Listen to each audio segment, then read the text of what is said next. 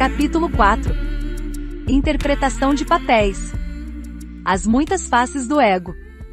Um ego que quer alguma coisa do outro, e que ego não deseja isso, em geral representa um tipo de papel para satisfazer suas necessidades, que podem ser ganhos materiais, sensação de poder, de superioridade e de ser especial, além de um sentimento de gratificação, seja física ou psicológica. Em geral, as pessoas não têm nenhuma consciência dos papéis que representam. Elas são esses papéis. Alguns deles são sutis, enquanto outros são óbvios, exceto para quem os interpreta. Há aqueles criados com o único objetivo de atrair a atenção de alguém. O ego prospera quando angaria a atenção dos outros, porque ela é, acima de tudo, uma energia psíquica. Como não sabe que a origem de toda a energia está dentro da pessoa, ele a procura externamente. Porém, sua busca não é pela atenção sem forma, a presença, e sim pela atenção numa forma, como reconhecimento, elogio e admiração. Certas vezes, só o fato de ser notado de alguma maneira já vale como um reconhecimento da sua existência. Uma pessoa tímida que tem medo da atenção dos outros não está livre do ego. Nesse caso, o ego é ambivalente, pois tanto quer quanto teme a atenção externa. O temor é de que a atenção possa tomar a forma de desaprovação ou crítica, isto é, algo que diminua a percepção do eu em vez de aumentá-la. Portanto, o medo que a pessoa tímida tem da atenção é maior do que a necessidade que tem dela. A timidez costuma ser acompanhada de uma autoimagem predominantemente negativa, a crença de ser inadequado.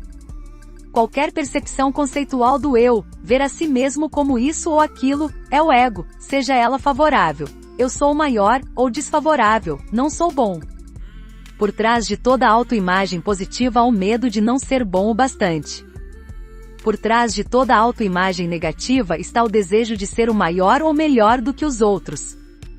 O culto pelo confiante e contínuo sentimento de superioridade do ego, encontra-se o medo inconsciente de ser inferior. De modo inverso, o ego tímido, que se sente inapropriado e menor, tem um forte desejo camuflado de superioridade. Muitas pessoas flutuam entre sentimentos de inferioridade e superioridade, dependendo da situação e dos indivíduos com quem entram em contato. Tudo o que devemos saber e observar em nós mesmos é isto: sempre que nos sentirmos superiores ou inferiores a alguém, isso é o ego em ação. Vilão, vítima, amante. Quando não conseguem obter elogios nem admiração, alguns egos procuram outras formas de chamar a atenção, ou interpretam papéis para consegui-la. Caso não obtenham atenção positiva, podem buscar atenção negativa, por exemplo, provocando uma reação desagradável em alguém. Há inclusive casos de crianças que fazem isso. Elas adotam um mau comportamento para se fazer notar. A interpretação de papéis negativos torna-se particularmente acentuada quando o ego é intensificado por um sofrimento emocional do passado que deseja se renovar com uma experiência diferente. Alguns egos cometem crimes na sua busca pela fama. Eles procuram atenção por meio da notoriedade e da condenação por parte das pessoas. Por favor, me diga que eu existo, que não sou insignificante, parece ser sua mensagem. Essas formas patológicas do ego são apenas versões mais extremas dos egos normais. Um papel muito comum é o de vítima, e a forma de atenção que o ego busca é a solidariedade, a piedade ou o interesse dos outros pelos meus problemas, por mim e minha história. Ver-se como vítima é um componente de muitos padrões egóicos, como queixar-se, sentir-se ofendido, ultrajado, e assim por diante. É claro que depois que uma pessoa se identifica com uma história em que assume o papel de vítima, ela não quer que isso termine, e assim, como muitos terapeutas sabem, o ego não deseja o fim dos seus problemas, porque eles fazem parte da sua identidade. Se ninguém deseja escutar sua triste história, a pessoa pode contá-la mentalmente para si mesma quantas vezes tiver vontade, e sentir pena de si própria. Dessa forma, sua identidade será de alguém que não está sendo tratado com justiça pela vida, por outros indivíduos, pelo destino ou por Deus. Essa atitude define a imagem que ela faz de si mesma, torna-a alguém, e isso é tudo o que importa ao ego. No início de muitos relacionamentos chamados românticos, A interpretação de papéis é bastante comum no sentido de atrair e manter a pessoa que é percebida pelo ego como aquela que fará o indivíduo feliz, especial e satisfará todas as suas necessidades. E eu interpreto quem você quer que eu seja, enquanto você representa quem eu desejo que você seja. Esse é um acordo implícito e inconsciente. No entanto, a interpretação de papéis é um trabalho árduo que as pessoas não conseguem sustentar por um tempo indefinido, sobretudo depois que começam a viver juntas. O que vemos quando esses papéis se acabam? Na maioria dos casos, ainda não a verdadeira essência do ser, mas aquilo que a encobre, o ego em estado natural, despido dos seus disfarces, com os sofrimentos que traz do passado e seu querer insatisfeito, que agora se transforma em raiva, provavelmente direcionada ao parceiro ou à parceira por ter deixado de remover o medo subjacente e o sentimento de insatisfação que é uma parte intrínseca da percepção egóica do eu. Na maior parte das vezes, aquilo que costumamos chamar de apaixonar-se é uma intensificação do desejo e da necessidade do ego. Ficamos viciados na outra pessoa ou na sua imagem. Isso não tem nada a ver com o verdadeiro amor, que implica não querer nada. A língua espanhola é a mais honesta com relação às noções convencionais do amor. Te quero significa tanto quero você, quanto te amo. A expressão te amo que não tem essa ambiguidade dificilmente é usada, talvez porque o verdadeiro amor seja de fato muito raro. Abandonando as definições pessoais. À medida que as culturas tribais evoluíram para as antigas civilizações, determinadas funções começaram a ser atribuídas às pessoas: governador, sacerdote, guerreiro, agricultor, mercador, artesão, operário, etc. Desenvolveu-se um sistema de classes. A função de cada um, que na maioria das vezes já estava decidida desde o nascimento, estabelecia quem a pessoa era aos olhos dos outros, assim como aos seus próprios olhos. A função tornou-se um papel, mas não era reconhecida como tal. Ela era o próprio indivíduo ou o que este pensava que era. Naqueles tempos, apenas raros seres como Buda e Jesus viam a completa irrelevância das castas e das classes sociais e consideravam-nas identificações com a forma. Eles foram capazes de entender também que essa identificação com o que é temporal e condicionado obscurece a luz do que é eterno e não condicionado e que brilha em cada ser humano.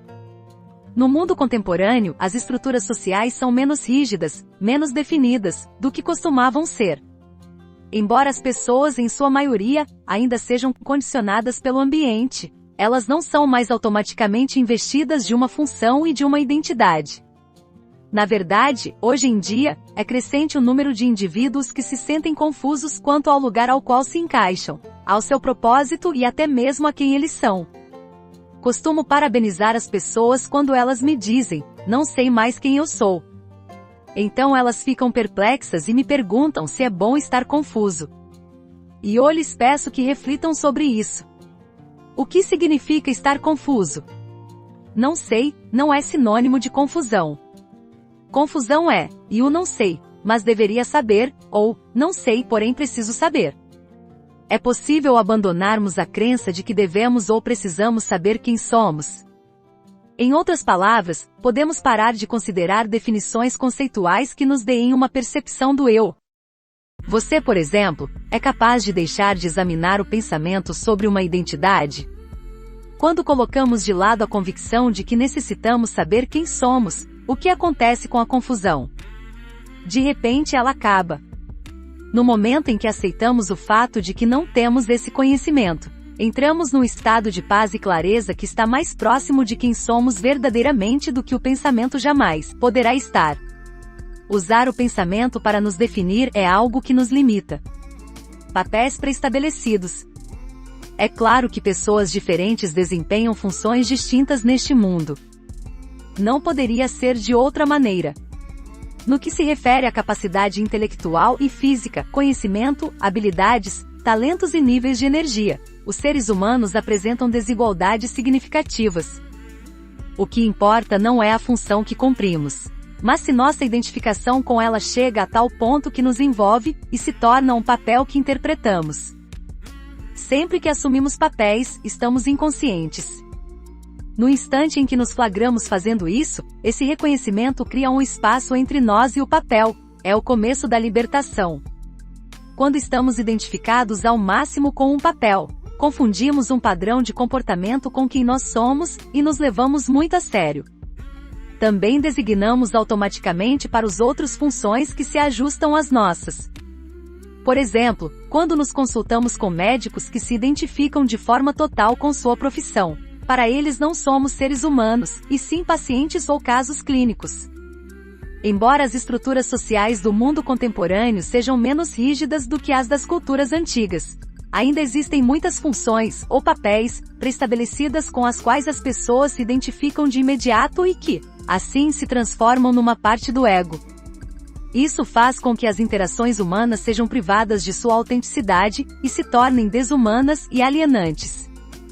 Os papéis predeterminados podem nos dar uma sensação de identidade relativamente agradável, mas, no fim das contas, nos perdemos em meio a eles. As funções exercidas em organizações hierarquizadas, como os meios militares, a igreja, instituições governamentais e grandes corporações, tendem a fazer com que as pessoas se tornem identidades representadas. As relações humanas genuínas passam a ser impossíveis quando nos confundimos com um papel. Há papéis pré-estabelecidos que podemos chamar de arquétipos sociais. Alguns deles são: o de esposa de classe média, não tão comum quanto costumava ser, mas ainda disseminado, o do machão; a da mulher sedutora, o do artista não conformista, e o de uma pessoa culta, aquela que exibe seus conhecimentos de literatura, artes plásticas e música da mesma maneira que outros indivíduos ostentam uma roupa sofisticada ou um automóvel caro. Há também o papel universal do adulto. Quando o representamos, o que predomina na visão que temos de nós mesmos e da vida é a seriedade. A espontaneidade, a descontração e a alegria não fazem parte dessa interpretação. O movimento hippie, que se originou na costa oeste dos Estados Unidos na década de 1960 e depois se difundiu pelo mundo ocidental, surgiu da rejeição que muitos jovens da época manifestaram contra arquétipos sociais, papéis, padrões pré-estabelecidos de comportamento e estruturas sociais e econômicas baseadas no ego. Eles se recusavam a desempenhar os papéis que os pais e a sociedade queriam lhes impor. Esse movimento coincidiu com os horrores da Guerra do Vietnã. Durante esse conflito, morreram mais de 57 mil jovens americanos e 3 milhões de vietnamitas. Por meio dele, a insanidade do sistema e do modelo mental dominante ficou explícita. Nos anos 1950, a maioria dos americanos ainda era extremamente conformista em sua forma de pensar e agir, mas, na década seguinte, milhões deles começaram a rejeitar sua identificação com uma identidade conceitual coletiva cuja loucura se tornará óbvia. O movimento hippie representou um afrouxamento das estruturas egóicas rígidas que até então predominavam na psique da humanidade. Embora tenha se deturpado e acabado, ele deixou uma abertura, e não só para seus seguidores. Seu surgimento permitiu que a antiga sabedoria e a espiritualidade oriental entrassem no Ocidente e cumprissem uma função essencial no despertar da consciência mundial. Papéis temporários. Se estivermos despertos o bastante, conscientes o suficiente para sermos capazes de observar como interagimos com as pessoas, conseguiremos detectar mudanças sutis na nossa fala, na nossa atitude e no nosso comportamento, dependendo do indivíduo com quem estivermos em contato. A princípio pode ser mais fácil observarmos isso nos outros, porém, depois, também constataremos isso em nós mesmos. A maneira como falamos com o presidente da empresa pode ser sutilmente diferente do modo como nos dirigimos ao faxineiro. A forma como conversamos com uma criança talvez não seja igual à maneira como nos comunicamos com um adulto. Por que isso acontece? Nós interpretamos papéis. Não somos nós mesmos, nem com o presidente, nem com o faxineiro, nem com a criança. Quando entramos numa loja, num restaurante, num banco, num posto do correio, podemos estar nos encaixando em papéis sociais pré-estabelecidos. Acabamos nos tornando um cliente falando e agindo como tal. E nessa condição, seremos atendidos pelo vendedor, pelo garçom ou pelo recepcionista, que também estarão desempenhando um papel, Uma série de padrões condicionados de comportamento entra em ação entre duas pessoas para determinar a natureza da interação. Os elementos que estão interagindo não são os seres humanos, e sim imagens mentais conceituais. Quanto mais identificadas as pessoas estão com seus respectivos papéis, menos autênticos se tornam os relacionamentos. Temos uma imagem mental não só de quem a outra pessoa é, mas também de quem nós somos, sobretudo em relação ao indivíduo com quem estamos interagindo. Portanto, não somos nós que estamos nos relacionando com aquela pessoa. Quem pensamos que somos é que está se relacionando com quem acreditamos que a outra pessoa é e vice-versa. A imagem conceitual que nossa mente gerou de nós mesmos está se relacionando com sua própria criação, que é a imagem conceitual que ela produziu da outra pessoa. A mente da outra pessoa provavelmente fez a mesma coisa, então cada interação egóica entre dois indivíduos é, na realidade, a interação entre 4 identidades conceituais produzidas pela mente que são, em última análise, fictícias. Portanto, não é de surpreender que haja tanto conflito nos relacionamentos. Não existe nenhuma relação verdadeira. O monge com as palmas das mãos suadas. Casa, um mestre e monge zen, ia oficiar o funeral de um nobre famoso. Enquanto esperava pela chegada do governador da província, e de outros senhores e senhoras, percebeu que estava com as palmas das mãos suadas. No dia seguinte, ele reuniu seus discípulos e confessou que não estava pronto para ser um professor de verdade. Explicou-lhes que ainda não conseguia adotar o mesmo tipo de comportamento diante de todos os seres humanos, fosse a pessoa um mendigo ou um rei. Não era capaz de considerar os papéis sociais e as identidades conceituais e ver a igualdade do ser em todos os indivíduos. Depois, ele partiu e se tornou o aprendiz de outro mestre. 8 anos mais tarde, retornou iluminado à companhia de seus antigos discípulos. A felicidade como um papel versus a felicidade verdadeira. Como vai você? Ótimo! Não poderia estar melhor. Verdadeiro ou falso? Em muitos casos, a felicidade é um papel que as pessoas representam. Um exterior sorridente pode ocultar um grande sofrimento. Depressão, esgotamento e reações exageradas são comuns quando a infelicidade é encoberta por sorrisos. Sempre que há negação, algumas vezes até mesmo para si próprio, de que existe muita infelicidade. Quando nos sentimos infelizes, primeiro precisamos reconhecer esse fato. E nunca afirmarmos, sou infeliz. A infelicidade não tem nada a ver com quem nós somos.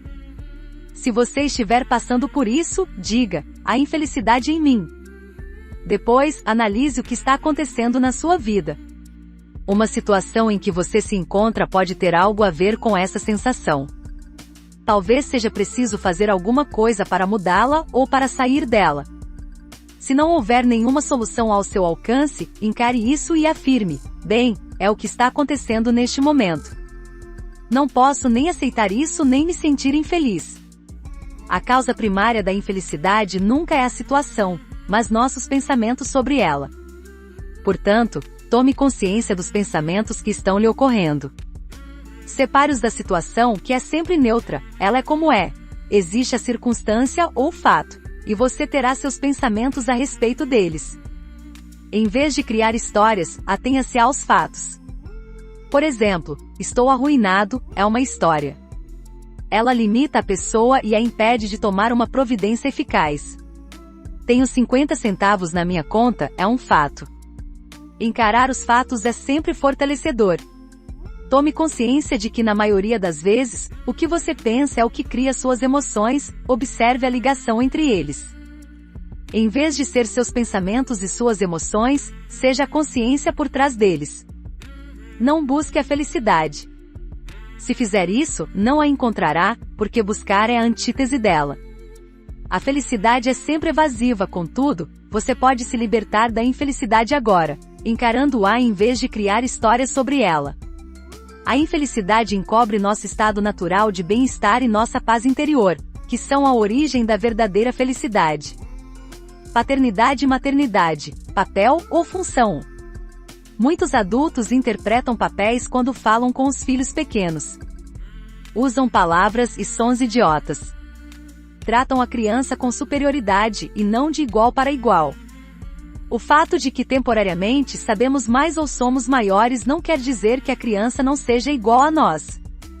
A maioria dos adultos, em determinada altura da vida, encontra-se no papel de pai ou mãe, que é universal. A questão da maior importância é: somos capazes de desempenhar essa função e de executá-la bem sem nos identificarmos. Isto é, sem que ela se torne um papel. Parte da função necessária de ser pai ou mãe é atender às necessidades da criança, impedindo que ela corra perigo. E, às vezes, dizer-lhe o que fazer e o que não fazer. No entanto, quando ser pai ou mãe se torna uma identidade, ou seja, sempre que nossa percepção do eu é, totalmente ou em grande parte, extraída disso, a função ganha uma ênfase exagerada e nos domina. Prover as necessidades dos filhos assume proporções excessivas e os torna mimados. Enquanto impedi-los de correr perigo se transforma em superproteção e interfere na necessidade que eles sentem de explorar o mundo e experimentar coisas novas por si mesmos. Dizer às crianças o que fazer e o que não fazer passa a ser controlar, reprimir. Além disso, a identidade que interpreta um papel permanece atuante por um longo tempo, mesmo depois que essas funções em particular já não são mais necessárias. Assim, pais e mães não conseguem deixar de ser pais até mesmo quando o filho já é adulto. Eles não são capazes de se desvincular da necessidade de serem imprescindíveis a ele. Ainda que o filho já tenha 40 anos de idade, não conseguem abandonar a ideia: eu sei o que é melhor para você. O papel de pai e mãe continua a ser interpretado compulsivamente, por isso não existe um relacionamento autêntico. Os pais se definem por esse papel, e de forma inconsciente têm medo de perder a identidade se o abandonarem. Se seu desejo de controlar ou influenciar as ações do filho adulto é contrariado, como costuma acontecer, eles começam a criticar ou mostrar sua desaprovação, ou tentam fazer com que o filho se sinta culpado, tudo numa tentativa não consciente de preservar seu papel, sua identidade. A impressão é de que estão preocupados com o filho, e eles próprios acreditam nisso, mas, na verdade, sua intenção é apenas conservar seu papel e identidade. Todas as motivações egóicas são voltadas para a autovalorização e o interesse do próprio eu, e algumas vezes elas se disfarçam de forma muito inteligente, até mesmo para a pessoa em quem o ego está atuando. Os pais que se identificam com esse papel também podem tentar se tornar mais completos por meio dos filhos. Assim, a necessidade que o ego tem de manipular os outros para que satisfaçam seu contínuo sentimento de carência é dirigida a eles. Se a maioria dos pressupostos e das motivações inconscientes por trás da compulsão dos pais de manipular os filhos se tornasse consciente e fosse dita, provavelmente incluiria algumas mensagens como estas, se não todas elas. Quero que você alcance o que eu nunca consegui. Desejo que você seja alguém aos olhos do mundo, para que eu também possa ser alguém por seu intermédio. Não me decepcione. Eu me sacrifiquei tanto por você. O objetivo da minha desaprovação em relação a você é fazê-lo se sentir tão culpado e constrangido que finalmente atenda meus desejos. Sem contar que sei o que é melhor para você. Eu o amo e continuarei a amá-lo se você fizer o que sei que é certo para a sua vida. Quando fazemos com que essas motivações se tornem conscientes, constatamos na hora quanto elas são absurdas.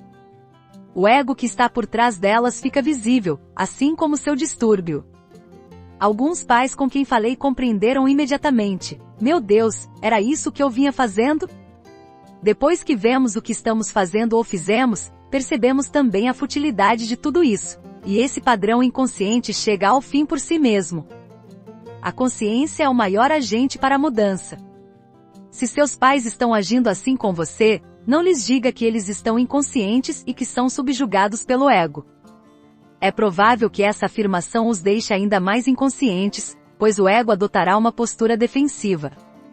Basta que você reconheça que isso é o ego dentro deles, e não o que eles são. Os padrões egóicos, até mesmo os mais antigos, algumas vezes se dissolvem de uma forma quase milagrosa quando não nos opomos a eles internamente. A oposição lhes dá uma força renovada. No entanto, ainda que não desapareçam, você será capaz de aceitar o comportamento dos seus pais com compaixão, sem a necessidade de reagir a ele, isto é, sem personalizá-lo. Tome consciência também dos pressupostos ou das expectativas inconscientes que estão por trás das suas antigas e habituais reações a seus pais. Eles deveriam aprovar o que eu faço. Tinham que me entender e me aceitar como sou. Verdade? Por quê? O fato é que eles não aceitam porque não conseguem. Sua consciência está em evolução, ainda não deu o salto quântico para o nível de estar ciente. Eles ainda não são capazes de abandonar a identificação com seu papel, e você dirá, sim, mas não posso me sentir feliz e à vontade com quem eu sou, a menos que tenha a aprovação e a compreensão deles. Verdade? Que diferença faz a aprovação ou a desaprovação deles em relação a quem você é? Todos esses pressupostos não analisados causam um grande número de emoções negativas, uma significativa quantidade de infelicidade desnecessária. Fique alerta. Será que alguns dos pensamentos que passam pela sua cabeça são a voz interiorizada do seu pai ou da sua mãe dizendo talvez algo parecido com "você não é bom o bastante, nunca chegará a ser alguma coisa", ou fazendo outro julgamento mental? Se você estiver consciente, será capaz de reconhecer essa voz pelo que ela é, um velho pensamento condicionado pelo passado. Além disso, não precisará mais acreditar em todos os seus pensamentos. Verá que se trata de algo antigo, nada mais.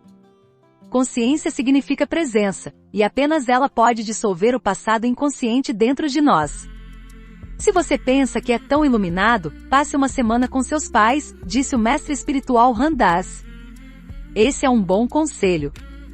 O relacionamento com os pais não só é a interação primordial que dá o tom para todas as interações subsequentes como, também se constitui num bom teste para nosso grau de presença. Quanto maior for o passado compartilhado existente num relacionamento, mais presentes precisamos estar. Caso contrário, seremos forçados a reviver o passado repetidas vezes. Sofrimento consciente. Se você tem filhos pequenos, ofereça-lhes toda a ajuda, orientação e proteção que estiver ao seu alcance. Contudo, mais importante ainda é, dê-lhes espaço para que possam existir. Você os trouxe ao mundo, mas eles não são seus. A crença, eu sei o que é melhor para você, pode ser adequada quando as crianças são muito pequenas, porém, à medida que elas crescem, essa ideia vai deixando de ser verdadeira. Quanto mais expectativas você tiver em relação ao rumo que a vida delas deve tomar, mais estará sendo guiado pela sua mente em vez de estar presente para elas. No fim das contas, seus filhos cometerão erros e sentirão algum tipo de sofrimento, assim como acontece com todos os seres humanos. Na realidade, talvez eles estejam equivocados apenas do seu ponto de vista. O que você considera um erro pode ser exatamente aquilo que seus filhos precisam fazer ou sentir. Proporcione o máximo de ajuda e orientação, porém entenda que às vezes você terá que permitir que eles falhem, sobretudo quando estiverem se tornando adultos. Pode ser que às vezes você também tenha que deixá-los sofrer. A dor pode surgir na vida deles de repente, ou como uma consequência dos seus próprios erros. Não seria maravilhoso se você pudesse poupá-los de todo tipo de dissabor? Não, não seria. Eles não evoluiriam como seres humanos e permaneceriam superficiais, identificados com a forma exterior das coisas. A dor nos leva mais fundo. O paradoxo é que, apesar de ser causada pela identificação com a forma, ela também corrói essa identificação. Uma grande parte do sofrimento é provocada pelo ego, embora, no fim das contas, ele destrua o ego, mas não até que estejamos sofrendo conscientemente. A humanidade está destinada a superar o sofrimento, contudo não da maneira como o ego imagina. Um dos seus numerosos pressupostos errôneos, um dos seus muitos pensamentos enganosos é: eu não deveria ter que sofrer. Algumas vezes, essa ideia é transferida para alguém próximo a nós: meu filho não deveria ter que sofrer. Esse pensamento está na raiz do sofrimento, que tem um propósito nobre, a evolução da consciência e o esgotamento do ego. O homem na cruz é uma imagem arquetípica. Ele é todo homem e toda mulher. Quando resistimos ao sofrimento, o processo se torna lento porque a resistência cria mais ego para ser eliminado. No momento em que o aceitamos, porém, o processo se acelera porque passamos a sofrer de modo consciente. Conseguimos aceitar a dor para nós mesmos ou para outra pessoa, como um filho ou um dos pais. Em meio ao sofrimento consciente existe já a transmutação. O fogo do sofrimento transforma-se na luz da consciência. O ego diz, eu não deveria ter que sofrer, e esse pensamento aumenta nossa dor. Ele é uma distorção da verdade, que é sempre paradoxal. A verdade é que antes de sermos capazes de transcender o sofrimento, precisamos aceitá-lo. Paternidade e maternidade conscientes. Muitos filhos guardam raiva ou ressentimento dos pais. A causa disso costuma ser a falta de autenticidade do relacionamento. O filho tem um profundo desejo de que o pai e a mãe estejam presentes como seres humanos, e não como papéis. Não importa com que grau de consciência essa interpretação esteja sendo feita. Podemos estar realizando tudo o que é certo e da melhor forma possível para nosso filho, ainda assim, fazer o melhor não é o bastante. Na verdade, fazer nunca é o suficiente se negligenciamos o ser. O ego não sabe nada do ser, porém acredita que acabaremos sendo salvos porque fazemos. Quando estamos sob seu domínio, acreditamos que realizando mais e mais, vamos acabar acumulando feitos suficientes para nos sentirmos completos em determinado momento no futuro. Não vamos. Tudo que conseguiremos com toda essa ação será nos perder de nós mesmos. A civilização inteira está desorientada por fazer aquilo que, por não ter raízes no ser, se torna inútil. Como levamos o ser para a vida de uma família atarefada, para o relacionamento com nossos filhos? A chave é lhes dar atenção. Existem dois tipos de atenção. Um deles podemos chamar de atenção baseada na forma. O outro é a atenção sem forma. A atenção baseada na forma está sempre vinculada de alguma maneira a fazer ou avaliar. Já fez sua lição de casa? Coma tudo. Arrume seu quarto. Escove os dentes. Faça isso. Pare de fazer aquilo. Vamos logo, apronte-se. Qual é a próxima tarefa? Essa pergunta resume muito bem aquilo com o que a vida familiar se parece num grande número de lares. A atenção baseada na forma é necessária e tem seu lugar. Porém, se ela for tudo o que existe no relacionamento com os filhos, é porque a dimensão essencial está faltando, e o ser se torna completamente obscurecido pelo fazer, pelas preocupações mundanas, como Jesus observou. A atenção sem forma é inseparável da dimensão do ser. Como ela funciona? Enquanto observamos, escutamos, tocamos ou ajudamos nossos filhos, permanecemos atentos, calmos, inteiramente presentes. Tudo o que queremos é aquele instante como ele é. Dessa maneira, damos lugar ao ser. Nesse momento, se estamos presentes, não somos o pai nem a mãe, e sim a atenção, a calma, a presença que está escutando, olhando, tocando e até mesmo falando. Somos o ser por trás do fazer.